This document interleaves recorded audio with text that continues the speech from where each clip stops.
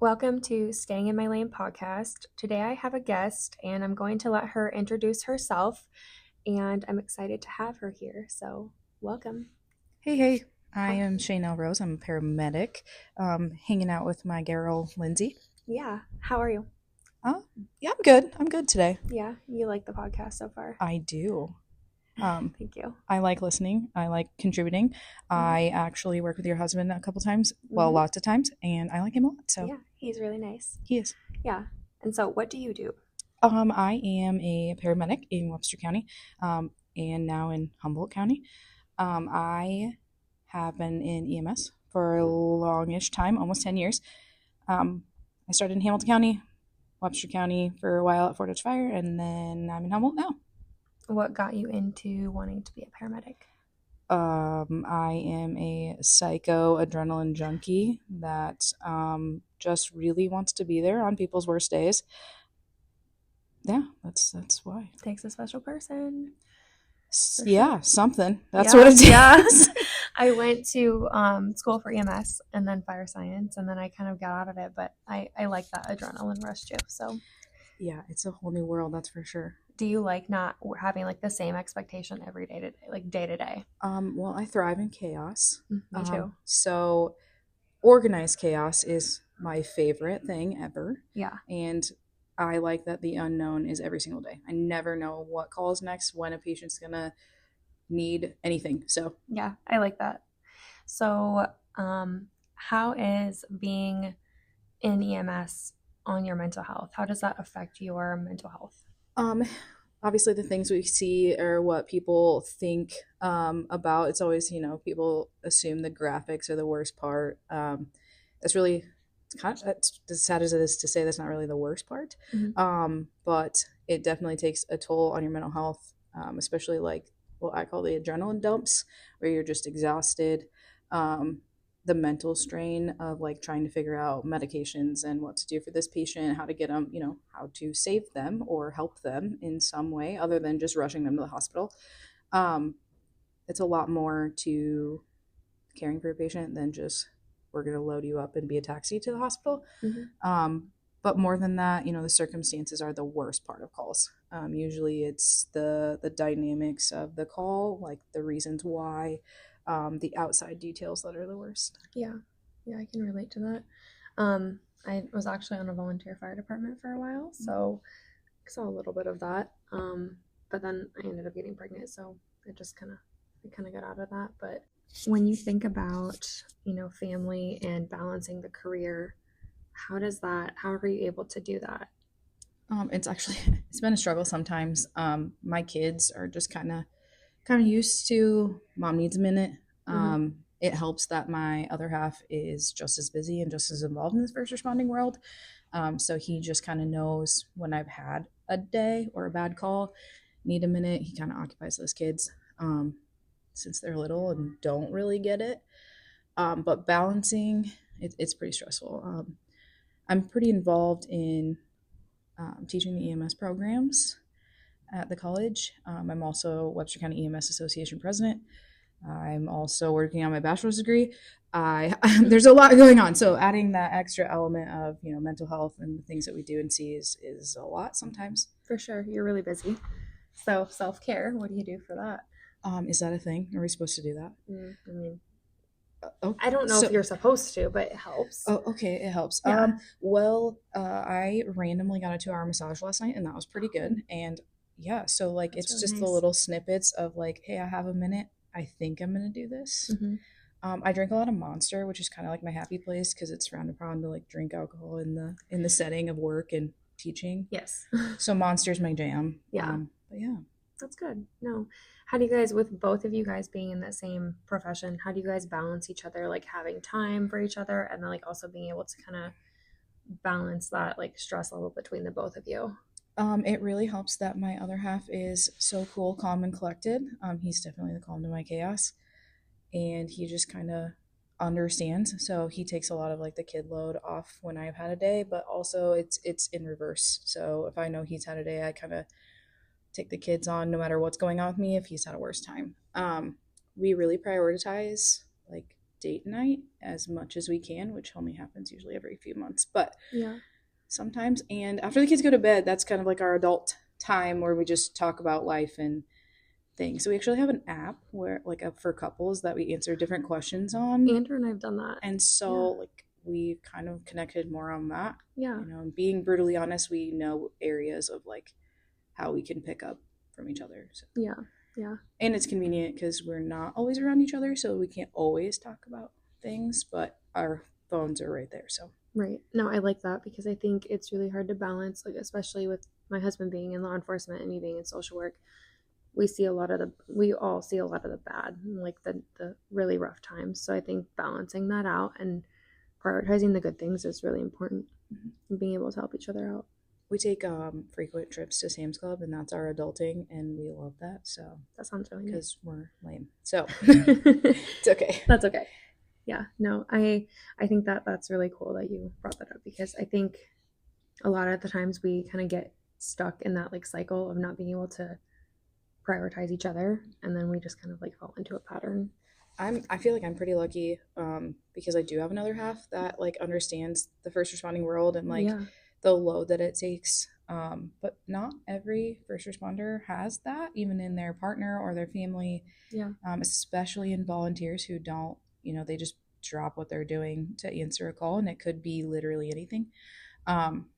So I think it's important that first responder families, educate themselves on the dynamics, the responsibilities, the demands, but also like how to be supportive without being overbearing. Yeah.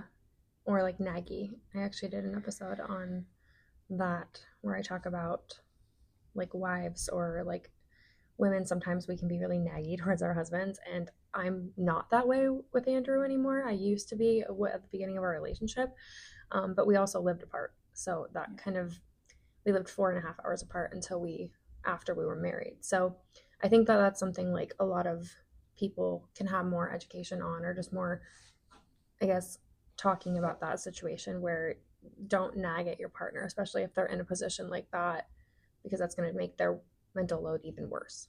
Right. And I feel like it's hard to watch your loved one, be upset or like process the trauma or the things that they see or whatever's bothering them. But there's also a way to be supportive without pushing them. Yes. So as hard as it is to not know what's going on, sometimes it's worse when you do know. Yeah. Just letting them know that you're there for them when they want to talk or if they want to talk. And I've been there. Obviously, my husband's been on some rough calls, and it's been hard to watch him go through that. And I've just had to give him some time if he needs time to drive around. And like, that's a whole nother conversation about, when your partner is on a call that you think it may be dangerous or something. That's scary. Right. Before I left Fort Dodge Fire, I was actually, they sent me for education to start up like a peer support team within the department. Through the IAFF, they have an IPFF. They have peer support, which is amazing. So we were going to bring that to Fort Dodge. The one thing that they talked about in that was what's called vicarious trauma. And that could be like you're talking about what you're going through or talking about the things you've seen, and then that person becomes traumatized by just listening, even though they didn't actually go through it or didn't actually experience it. Now they're traumatized and they have triggers, and it's such a real thing, especially in those families where they don't understand really, and they don't see those things or deal with those things. So do you think that it's hard, or why do you think it's so hard for people who aren't exposed to that all the time to be able to really understand like the intense or the seriousness of things like that? I feel like a lot of people say that first responders, like when you become a first responders, whether firefighter, EMS, police, dispatch, corrections, whatever you are, that you quote sign up for that. You don't. Hate that saying. You don't. I mean, we don't sign up to see the graphics that we do and deal with the things that we do. We sign up to help people, and we sign up to be there for people, and that all comes with it. And while we know that comes with it, it's important to understand that like this is not, we see a lot of what the normal human eye doesn't, which is hard to wrap your mind around. A lot of times why we have dark humor and morbidity, and we do lots of things like that. Oh, for sure. But that's just our coping mechanism because we have to. Yeah, we've talked about that in social work too. I've seen a lot of people at their lowest, and it's hard because I just have to sometimes make jokes out of it, and I'm not making jokes to be, mean. It's literally to get through the trauma Right. that we see. And yeah, a lot of people that hear our jokes are probably like, "Oh my They need some gosh, mental help themselves, they but need." no, we don't. Yeah, no. We're okay. We're not trying to pick at it or poke at it the fun or poke at it for fun. Right. I think it's important, though, as first responders, like we do take on such a mental load, and there are times that we need extra help. Mm-hmm. I actually traumatized a counselor by talking about a call, and that's not even why I was talking to her. Like I was just talking about my recent stuff, and she was like, "Oh my gosh, you have to stop." And I'm like, "Wait, what? Like that wasn't even bad." Wow. So I think it's important also when seeking mental health help that you find someone that understands the first responding world and who has Absolutely. those dynamics and has that education with that. Yeah, I agree.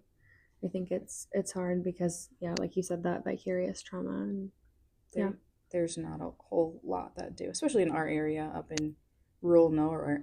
Rural nowhere. I agree. What about vulnerability after you've been exposed or experienced a trauma?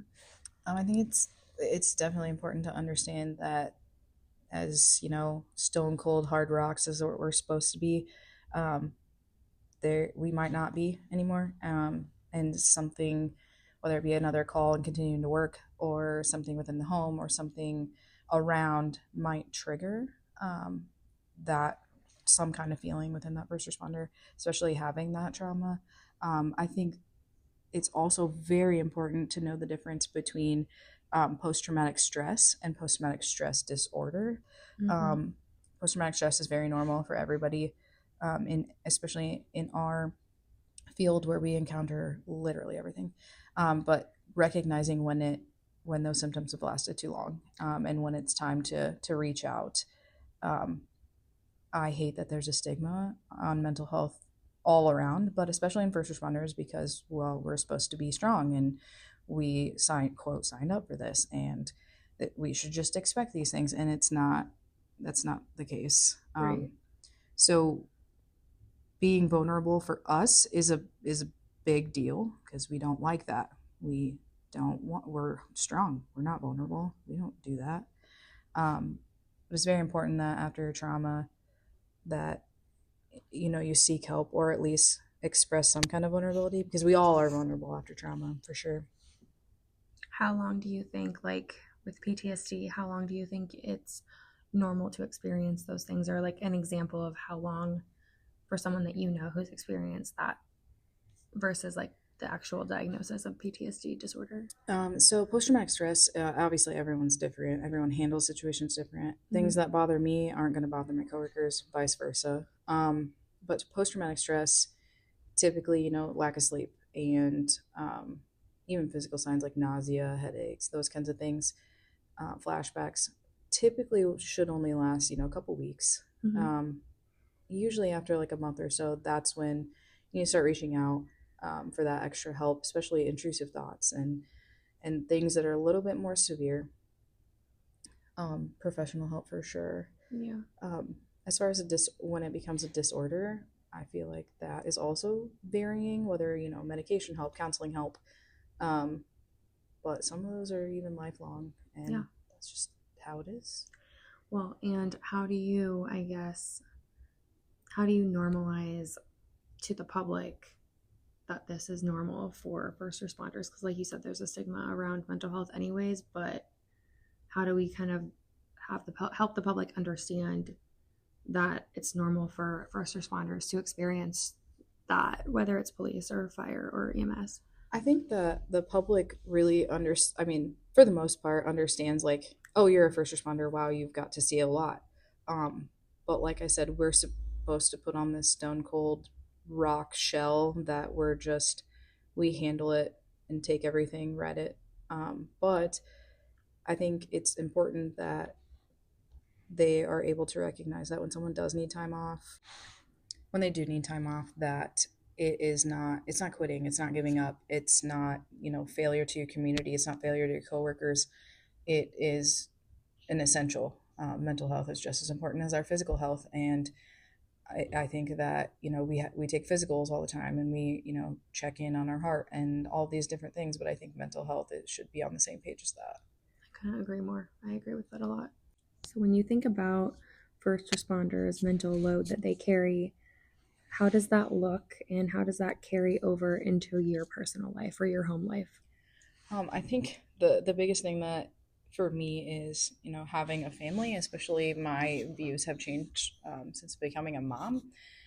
I have a whole different level of care, respect, and vision on certain calls. Another big thing that is triggered is sleep. And when you have lack of sleep, then everything else is affected. Flashbacks, nightmares, even anxiety, intrusive thoughts, that all contributes to lack of sleep. And lack of sleep will carry over into every other aspect. I mean, when as a mom, if I don't sleep well, then my kids suffer, my housework suffers, my job suffers, everything suffers, and that is one of the biggest contributing factors in my personal life or in any first responder's personal life. Do you feel like you get overstimulated more? Oh my goodness, yeah. Yeah. Just because your brain's going so fast and your brain's trying to process, trying to put something where it needs to go in that memory aspect, or trying to avoid those triggers, whatever those might be. Um, so you're just not as focused. But then when there's too much going on around you, it's a lot. It's a lot to take in. A lot of sensory overload. Very much so. So when you talk about PTSD and like those unexpected triggers, can you I guess give the listeners like some examples on how that looks, or like how you've been able to kind of see that in your professional setting? So actually, a couple years ago, I was the main medic on a car accident. And after this car accident, well, one, we rolled up and I said, yep, someone's dead in there. And quickly I had to change my mindset because I found out he's very much alive. And not only alive, but like alert. Confused but alert. And there was a lot of traumatic injury. Long story short, individual did not make it. After that, I was okay. I thought I was okay. Had a day off work, came back, almost made a very big patient error, caught myself. Everything turned out well. But I was sent home, and I didn't know why. What about this accident caused me to like be so down and out of it? I returned to work, and come to find out, the calls just didn't stop. I had a horrible shooting. I had a call with a child that reminded me of mine. There was a lot happening that I wasn't able to process that. I figured out that after seeking professional help that specializes in first responders, that is PTSD. Not only PTSD from my career, but PTSD from my childhood, my marriage. But I didn't know that it wasn't the scene, it wasn't the circumstances, it wasn't the death that bothered me. It was that I suppressed a lot of my career. I didn't talk about it, I didn't get it out. And finally, I was in a relationship that was comfortable, and I felt safe, and my cup was full. So I didn't know that those were triggers for me. I figured out through that process what my triggers were, and a lot of it was cars, like different aspects of cars. The name of the patient like really brought back everything. Um, I started having dreams about cars, or excuse me, calls that I'd been on 4 years before that, and that I didn't even know bothered me. But then through that, I had triggers like um, I would, hyperventilate before going in certain stores. If I heard a baby cry in a store, it bothered me quickly, just because of the other calls that I had been on. How did that feel for you when you were able to actually kind of recognize or put the pieces together on like that's why you felt that way? For me, it was almost like a breath of fresh air. Mm-hmm. I hated that I was being triggered and that my mind instantly went to like those flashbacks. But it felt like a breath of fresh air because I could recognize it, I could talk about it, and I could feel quicker, I could feel safer. That's good though. That's really good that you, and it's also really like acknowledging like that you sought that mental health help and that you were able to do that. That's a really strong thing to be able to do that and admit like when you need that support. It's unfortunate to me that like I hadn't always had that, which Mm-hmm. is why I suppressed a lot of my career. Yeah, But it got better and I was finally in a safe relationship and I was comfortable and I knew I was comfortable. My brain finally recognized I was comfortable. And I hate that some people don't have that, especially in the first responder world. yeah, And it's not always easy to, talk to your coworkers or express to your coworkers like, hey, I'm struggling, whether it be with first responding itself or finances or substance abuse or literally anything. Because especially in male dominant careers, it is, oh, I gotta be macho, I gotta be strong. Like, we don't deal with this. There's no way. for You sure. Yeah, gotta take it as it comes. yeah, It's opening up. for sure. Well, and you said like being safe in a relationship, I can kind of go back and empathize with that because obviously, you know, my background and being with Andrew, I had to learn to feel safe and feel like not on the edge 24/7, and that took a lot of time to get used to. Yeah, it did. And like, having that safe spot, I thought, I'm like, what is this? Like, this is Mm-hmm. not how it's supposed to be. This is not normal. It's kind This, of what it felt like. yeah. And I had to like unlearn all the tactics that I had used in survival mode a lot of my life. Um, because I was fight or flight like all the time. Same. And Do you that, feel that you're out of that now? in my relationship for sure. Yeah. And in my home, which is a game changer for my entire career, really. Um, I don't feel flight or fight usually on calls. Yeah. A lot of my coworkers have always said like, I don't know how you're so chill. I'm like, I'm not. On the inside, I'm freaking out. Mm-hmm. In my brain, I'm questioning everything I'm doing 100 times over. But if I freak out, then the patient freaks out. So I don't know. I feel safe now in my career, but I feel like it started at home. Do you feel so you said like you're going crazy on the inside but you're not showing it on the outside? Do you feel that that's why people feel so calm around you, is because you're able to kind of keep that composure and you've been through so many experiences that have kind of like molded you into a person who, yeah, you might feel like there's a lot of chaos but you know how to handle that chaos, as far as like keeping your cool and like collecting your thoughts and your emotions so I, that you can be that safe person, if that makes sense. yeah, I mean, I take pride in being that safe person for a lot of people, and being that confidant. Anybody that knows, anybody that's worked with me knows I'm here. Like, I'm the first person in your corner, especially in anything that comes with first responding or struggles with it. Um, I've really had to learn that composure, and it's not that I used to freak out in the beginning, but um, it's just the organized chaos that I've learned to thrive in, literally since my childhood. Yeah. Because I had to. I had no other choice. Um, but I think that does bring a whole new dynamic. That, and I'm just bluntly honest and like to take charge. And well, in a, like I said, male dominant career, some of them are good with that. I butt heads with others that aren't, but then we like talk about it later and call each other out, and that's okay. That's actually built some of the best relationships that I have. So I think there's pros and cons that go with it, of being calm and demanding, and as Matt Newton would say, mending fences with his Yeah. tool belt. I like that. So how do you slow down in such like a fast moving world, that like fast paced, that go energy? How do you like just take a minute and like enjoy what is in the moment? First responding, we have to be like quick on our feet, quick with our thoughts, and quick with all the measures we take. But even outside of that, I think that society entirely has become go go go, as far as advances in technology and all of the mentality of society nowadays. I think it's important to recognize that the days may feel long, but the years are so short. So living in the moment, as long as it might seem, as stressful as it might seem, just taking every day with a new attitude and progression is very, very important. Especially with kids too, because I feel like you blink and they Yeah, are grown up. I'm not real sure how my son is 5 and going on 70, but he's a little old man, in a 5-year-old body, and that happened real quick. So, looking at the future, what do you see for yourself in the future? Whether it's like a year, 5 years, whatever.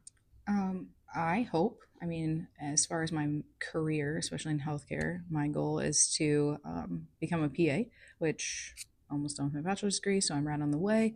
So getting accepted would be real nice. That's really exciting. We'll manifest it. Yeah. But, as far as the future of EMS as a whole, it's really exciting that now in Webster County, EMS is recognized as an essential service, which is huge. Do you want to tell the listeners about kind of a little background with that? Oh man, it was a long process of about 2 years that I had minimal involvement compared to others, even, as president of the association, but we had a team that did a lot of investigation and a lot of research on the process, and then we created another team. And long story short, it became recognized as an essential through the most recent vote by a landslide. So the background on that is EMS is not considered an essential service by the state. Just like you pay property taxes for fire suppression or law enforcement, you don't pay property taxes for EMS. So that means more so outside in the rural areas, you're not guaranteed an ambulance in a medical emergency. A lot of that being it's volunteer. And well, as we all know in this fast-paced society and entitlement mentality, that volunteerism is going to the wayside. So we're seeing a decrease in the volunteer departments, which then puts a greater demand on full-time departments like Fort Dodge. Correct. Fort Dodge is responding to calls, clear down in Dayton and not as much Gowrie. They have a pretty big department, but Dayton especially, and all the way up into Vincent and Badger. So yeah, we started even as little as 5 years ago. We had 5 transporting services in the county. That would be Vincent, Clare, Fort Dodge, Dayton, and Gowrie. And within the last couple years, we were down to 3. Oh, wow. And that was only Dayton, Gowrie, and Fort Dodge, leaving the entire northern half of the county unprotected. I say that loosely, but, without response. Right. Now, Fort Dodge covered a lot of that, which is great and helpful. But as Fort Dodge's demand became more, it was really straining on their staff. So Governor Reynolds came over and put in place in 2021 a law that states that each county can choose to recognize EMS as an essential service through a vote that would need a majority pass, so 60% to pass and recognize as essential service to be able to collect money on property taxes and or sales tax to create funds for EMS, just like law enforcement and fire suppression. Long story short, so our county chose through all the hoops and hurdles to do 75 cents per thousand of the assessed value of the house. So, I mean, $100,000 house, that's like minimal. I think it comes out to like $3 or $4 a day, which is insane to me, that like to ensure an ambulance response. So now that we're collecting money, or will collect money, now it's passed, we can thrive in the county services, and we can start paying volunteers who will become paid staff. We can put, an ALS service outside of Fort Dodge, and that just means advanced. So paramedics, they can do all of these same life-saving measures that Fort Dodge can. Well, EMTs also can. They're more limited with their scope of practice and interventions. But we can do that, and we can, bulk up staff, and we can help Fort Dodge to keep the resources of Fort Dodge in the city limits. Yeah, that's awesome. So, thank you for explaining that. EMS as an essential, big deal, especially in our world. Yeah, it is.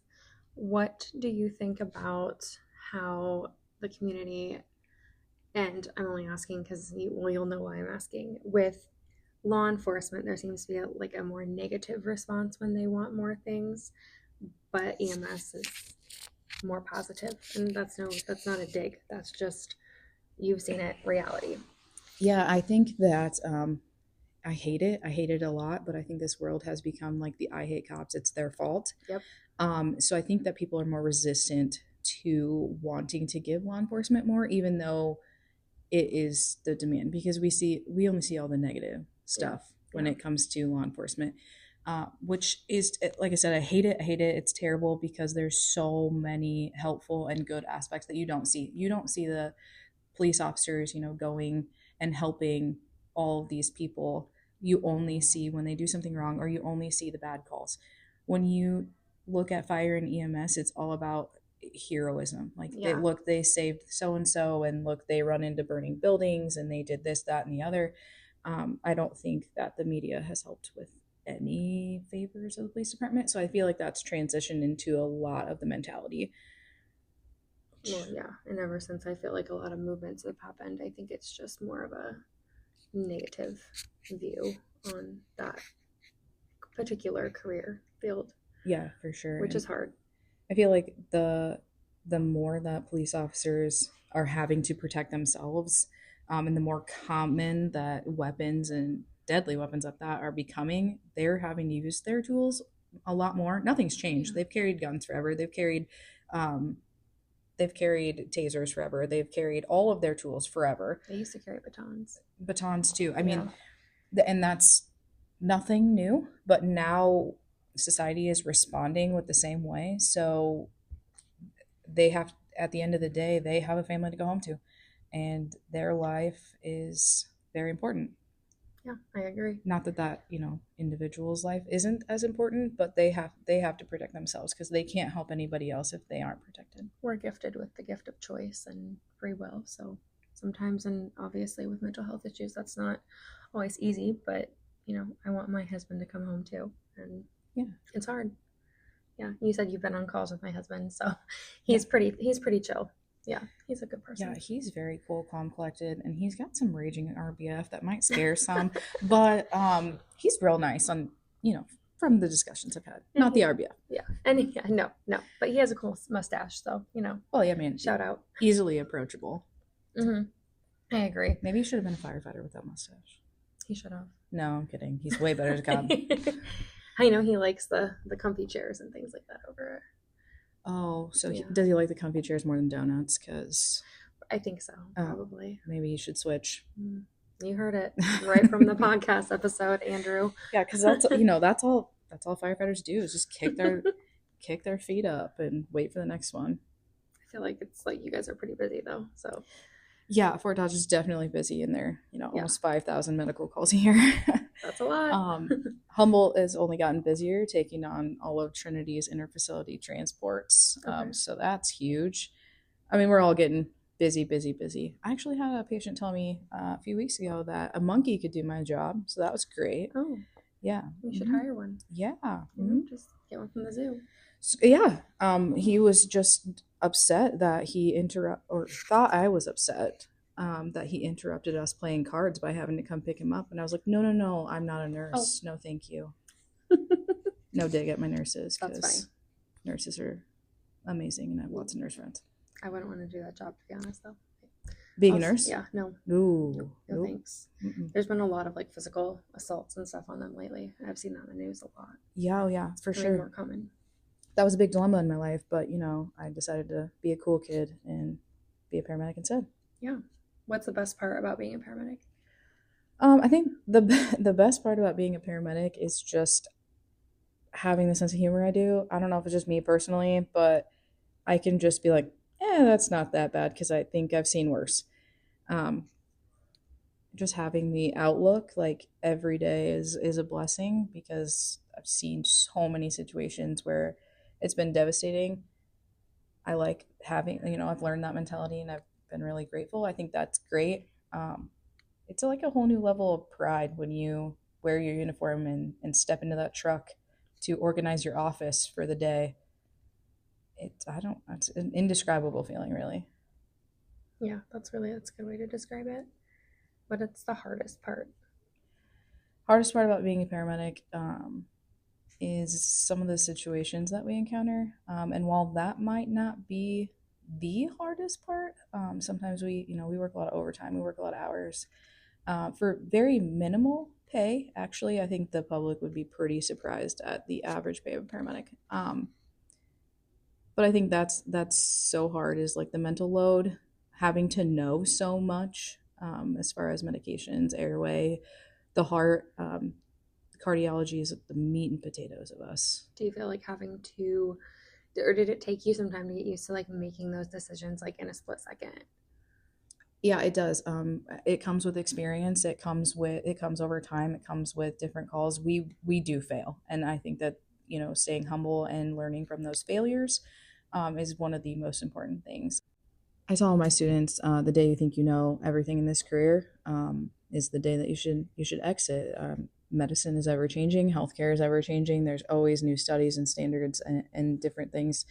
So learning those and knowing those and applying those through continuing education, that's required, every 2 years. We have to do so many hours, but taking the opportunity to just stay humble and recognize that, oh yeah, you don't know everything. I think that's really important, especially in any career, but especially in the careers that you've talked about, like as far as EMS and first responders and law enforcement, even like healthcare situations too. It's all changing. All the time. Even social work for me, there's always different diagnoses and different criteria changing, which is really hard to keep up with. So, Yeah, I can imagine. what would you say to someone who wants to become a first responder or a paramedic, EMS, fire, anything like that? I would tell someone that wants is an aspiring first responder that it is a whole new world. It's a fun, fast paced, world that we live in, and it's great. But I would also tell them that it's hard. It's really hard. It's hard mentally. It's hard physically. It's stressful, very stressful, and knowing how to cope with that and deal with that. I mean, our world is not cut out for everybody, and that's okay. It's a lot different than, accounting or something crazy. Yeah. If someone asked me, about being a paramedic, I would first tell them, don't do it. We don't make anything for money. But I would more seriously tell them that it is the best, most exciting, most thrilling, saddest, devastating, vulnerable career and roller coaster out there. But the ups and downs are what make it. And if you can handle that, it's a job for you. Do you feel like this is a really rewarding career? I think for the most part, it's very rewarding. I have a lot of positive patients and positive impacts that stick with me. The negative ones obviously stick out farther, but the positivity and being the light on someone's worst day is very rewarding. We go home. I say it's a roller coaster because we go home some days and we're like, oh man, what am I doing? Why would I do that? This is terrible. I don't know why I am a paramedic. And then other days we go home and we're like, hell yeah, I rocked that. I helped them. I was there for them. And that's why I do what I do. It's pretty amazing. I admire you. It's a lot. Oh, thank you. I know I say that to like everybody that's on here, but no, I seriously only ask people on here who I really, really admire, and I feel like their stories are amazing. So, oh boy, I got stories for days. this can be a first of many. Oh boy, I'll teach you all my bad habits. That's okay. We have room for growth. It's okay. That's why I'm an instructor for the EMS program. So I just tell them all my bad habits and hope they thrive. So here we are. You're a rock star. If they learn something, yes. Yeah. No, thank you for coming on. I feel like we just had a really good discussion. Absolutely. Yeah. I'm excited. Yeah.